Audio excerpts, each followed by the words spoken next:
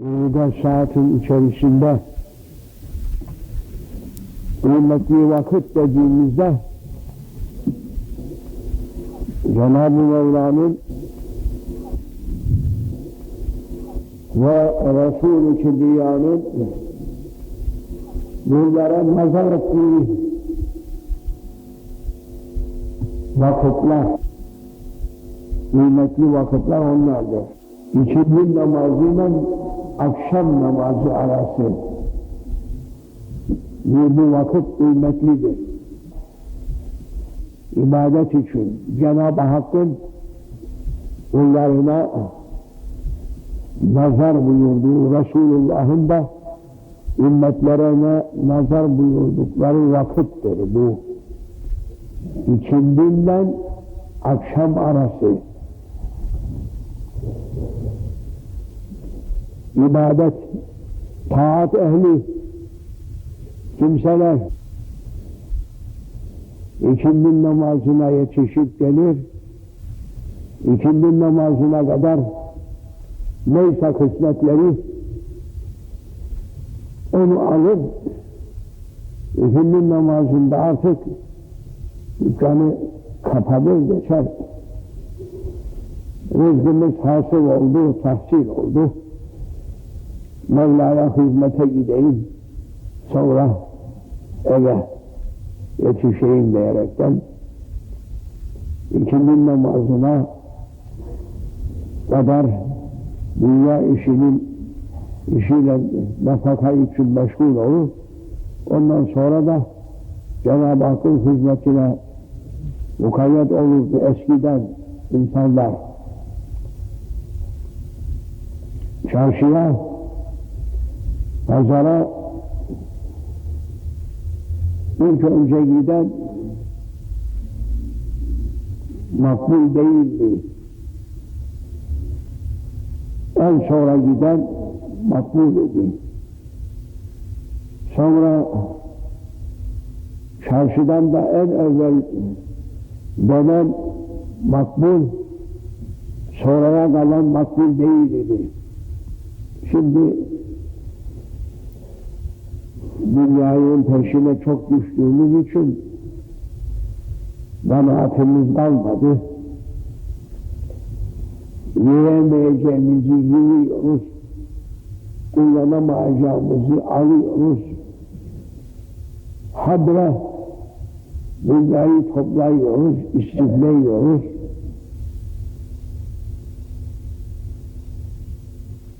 Burada faydası yok. Kıyamet gününde hesabı var. Dünya malını çoğalttığında onu yerine kullandın mı, kullanmadın mı sorulacaktır. Ne için koşturdun? Ne için topladın? Ne için biriktirdin? Soracak Cenab-ı Allah. İhtiyacın kadarını kendin için kullan. Fazlasını biriktirdin, ne için biriktirdin? Rızık kapıları kapandığı vakitinde rızık satın almak için mi? Rızık kapıları açıktır. Gökyüzünden rahmet iniyor. Yeryüzünden yiyeceğimiz, içeceğimiz tahsil oluyor. Müminin gökyüzü kapansa, demir çelikle kapansa, yeryüzü kaya ile döşense, mümin olan kimsenin kalbine nasıl geçireceğim, nerede yiyeceğim diyerekten böyle bir fikir gelmez. Mümin olan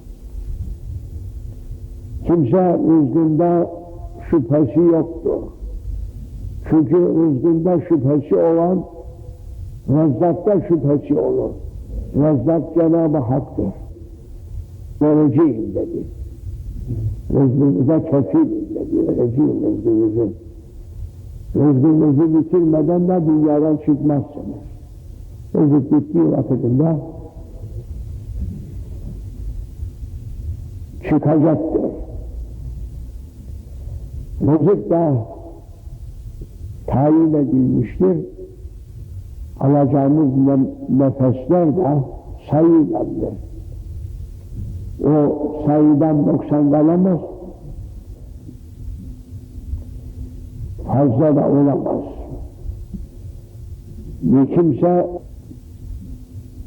haleti nezi'a geldiğinde, yani şimdi ona koma hali derler.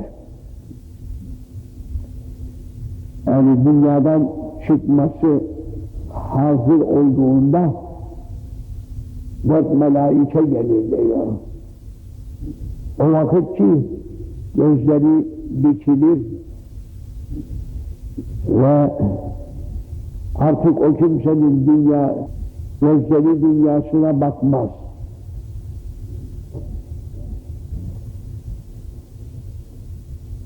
Dünyasına bakmadığı vakitte o kimse ahirete bakmaya başlar.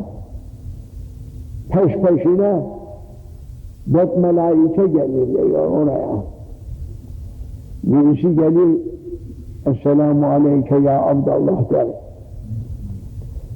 Ey Allah'ın oğlu, sana selam ederim. Ben senin yiyecek lokmana müvekkel idim. Boğazından geçecek lokmayı sana yetiştirmek için mağripten maşrikten neredeyse onu hazırlayıp senin huzuruna getirmeye ben memur idim. Çünkü herkesin yiyeceği lokmanın üzerinde ismi yazılıdır.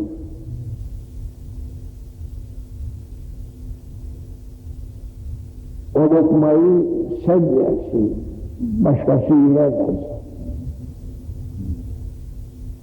İsmi yazılıdır. Bir ehlullah olan kimse meyve ağaçlarının üzerine bakarsa o meyvelerin üzerinde onu yiyecek şahsın ismini görür.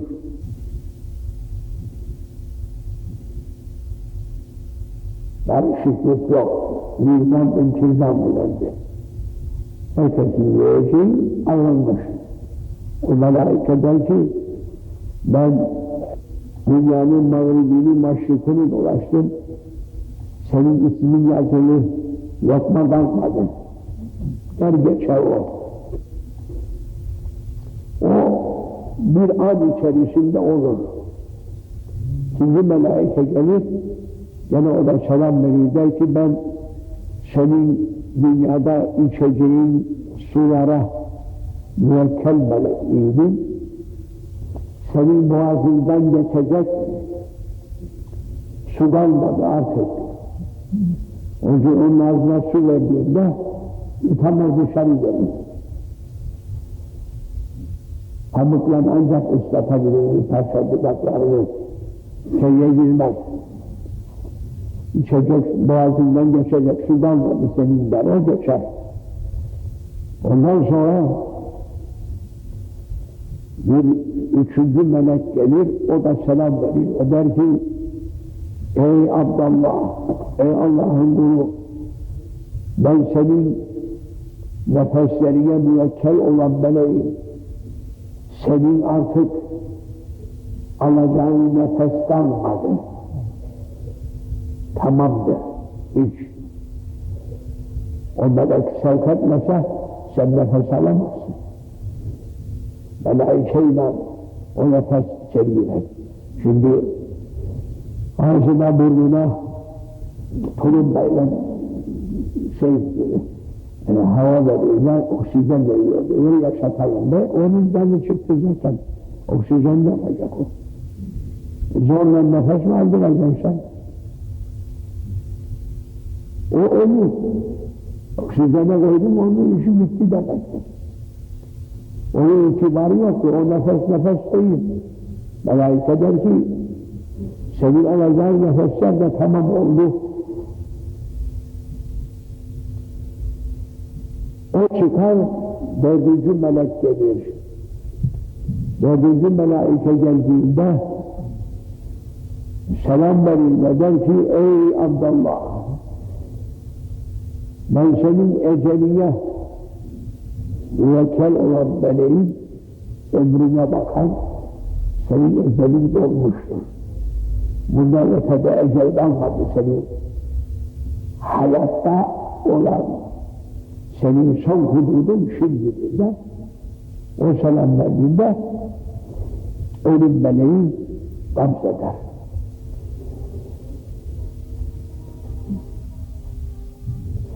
Mümin ise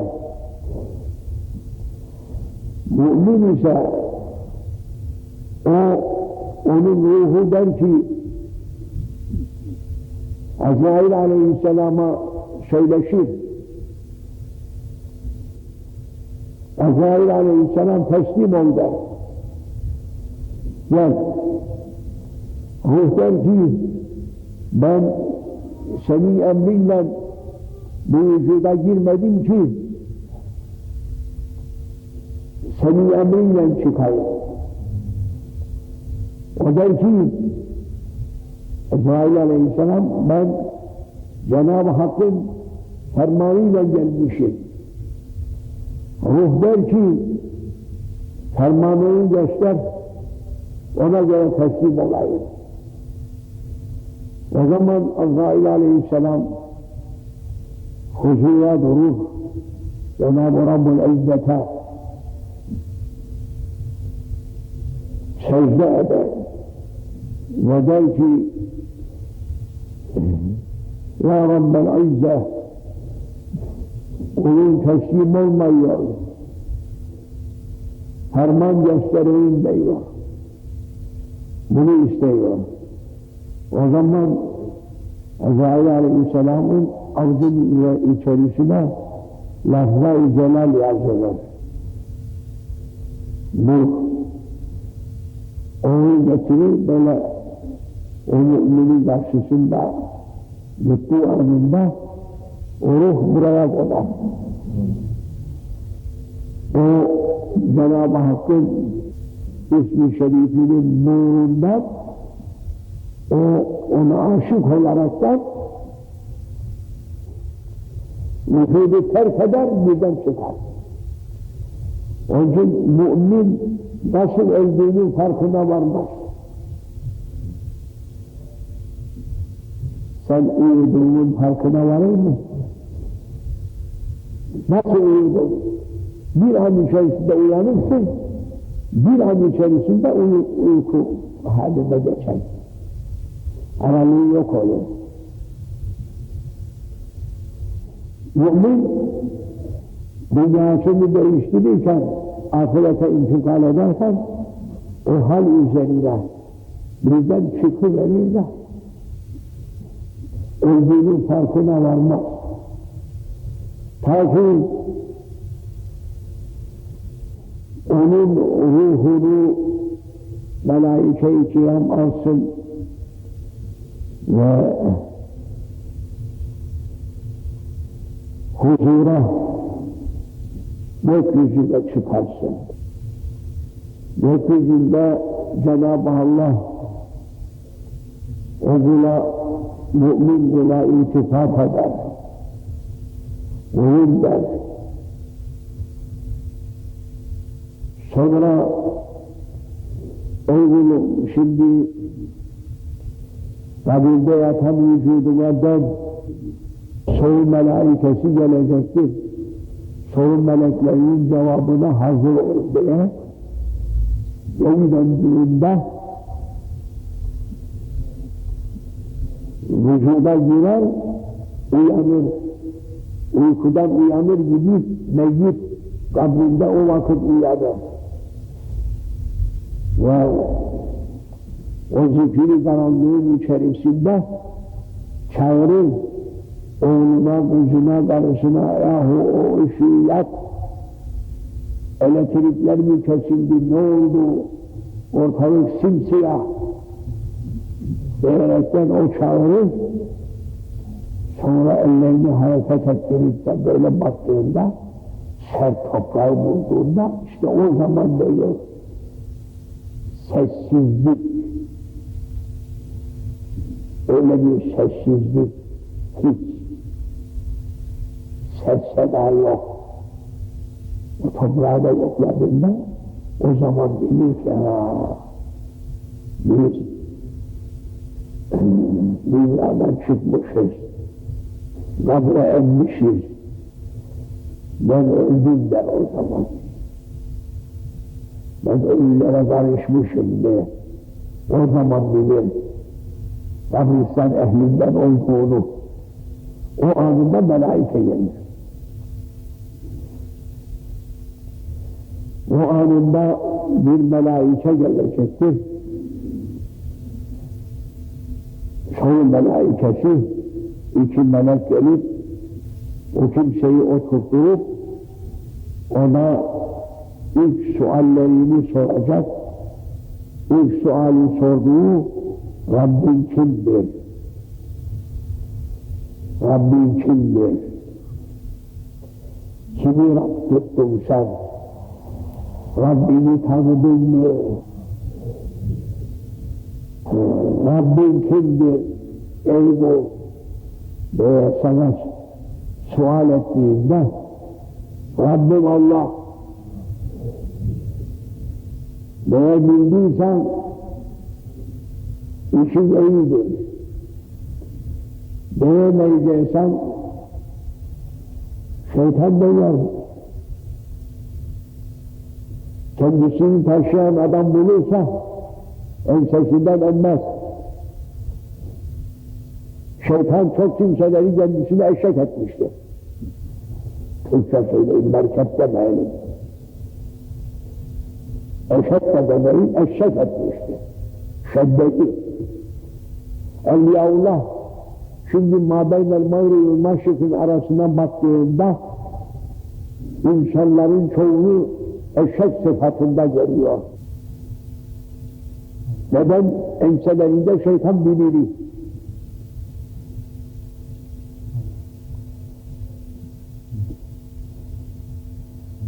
Kendini yokla böyle bir bak bakalım. Acaba bizim de omzumuzda dolaşıyor mu? Kaç defa dolaşıyor?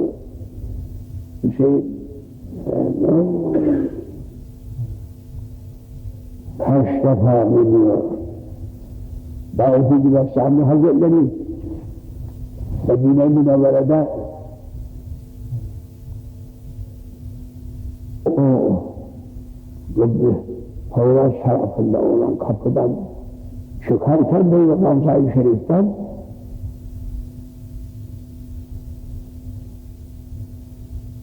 kapıda bakmış ki şeytan duruyor.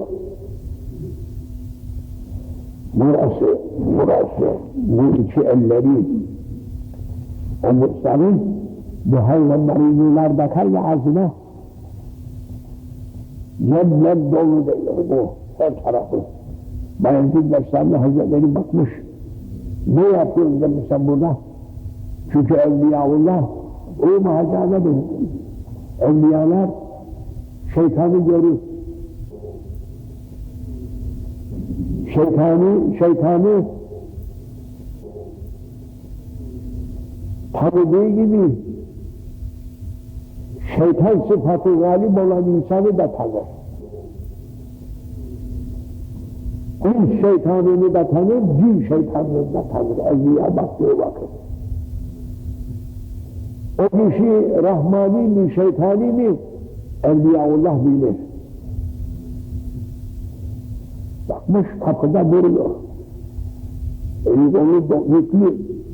Ne bekler demiş burada sen? Yani şimdi benim adamları bekliyorum, benim hayvanları gemleyip de bineceğim diyor oradan üzerine.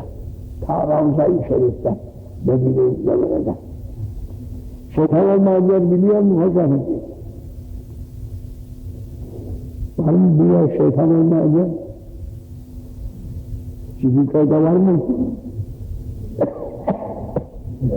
Yoksa git. O tarafa gidelim. İstanbul'da var mı? Yoksa Ankara'da daha çok. Konya'da yok. Bursa'da, Erzurum, nasıl? Her tarafta var.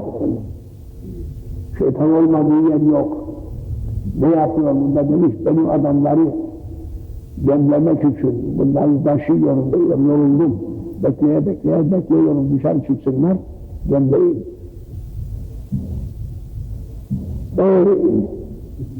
Yalnız bu kapıda mı durun diyorsan, yok diyorum ben, her camilerin kapılarında dolaşırım. Daha ziyade diyor, camideki cemaate musallatım. Müslümanlar daha çok takip ediyorum, sıkı takibe aldım diyor Müslümanları. Çünkü ötekiler benimdir. Nasılsa benimdir. Elde değildir diyor onlar. Onları ben cemledim, bıraktım. Yahut emir gazıkla bir yere bağladım, oradan kaçmaz onlar, otlayıp durur. Şimdi kaçanlar, camilere giden Müslümanları arıyorum diyor, onları gönderiyor. Her camilerin kapılarına da böyle kimseleri gönderiyorum. Camiden çıkararak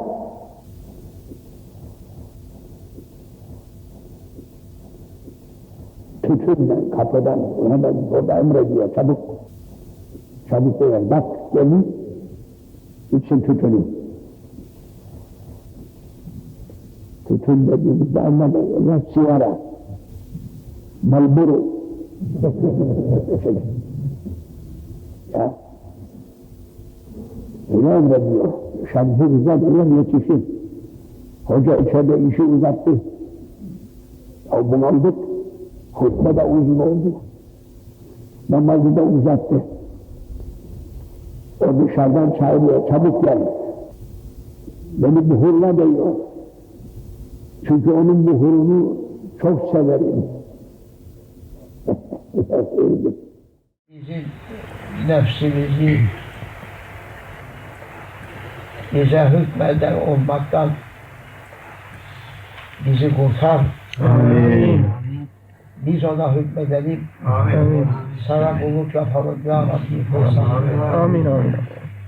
Kötü nefsilerine bizi bırakma. Amin. Zid haribeke ayzen ve şerefa. Amin. Ve nuren ve surura. Amin. Ve ve sultana. Amin. Bi hürmetil hamd ve hürmetil Fatiha.